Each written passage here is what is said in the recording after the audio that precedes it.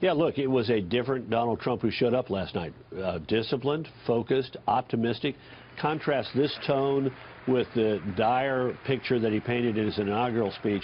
This was a tone that the Americans like to see in their president. Aspirational, positive, optimistic, describing big challenges, no doubt about it, describing grave problems that need to be addressed, but doing so in a tone of, in a spirit of optimism and looking forward. I thought it was a very good speech. I think Chris was absolutely right.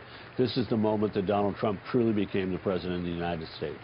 And I know that every president has a different way of bringing this together with a team, with speechwriters.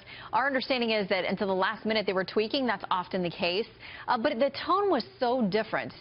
Do you think, and there's really no way for us to know yet, that there were different influences, writers, voices that were helping to put this together for him? Well, it doesn't sound like there were a lot of different people putting this together compared to the inaugural speech.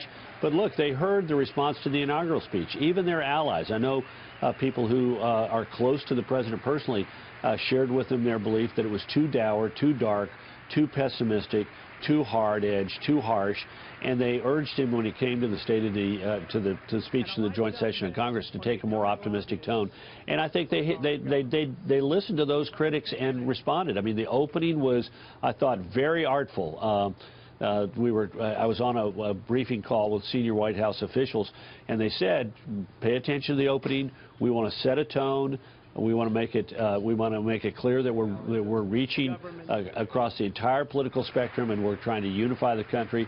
And I thought that was well done. And then the close I thought was very good, to talk about the promise and optimism of what America could come as we come close to the celebration of our 250th anniversary as a nation. Yeah, you mentioned the inaugural speech. The reaction to the two has been so markedly different. Do you think the administration, that the president, that will impact him moving forward? Because even his critics, people begrudgingly saying this morning, like, hey, it was his greatest speech, he was positive, he was upbeat, he was presidential. Do you think it will change the tone moving forward? We've only got one tweet from him this morning. It was all caps, thank you, and that's it. Do you think he'll respond to the positive reinforcement he got because of the speech?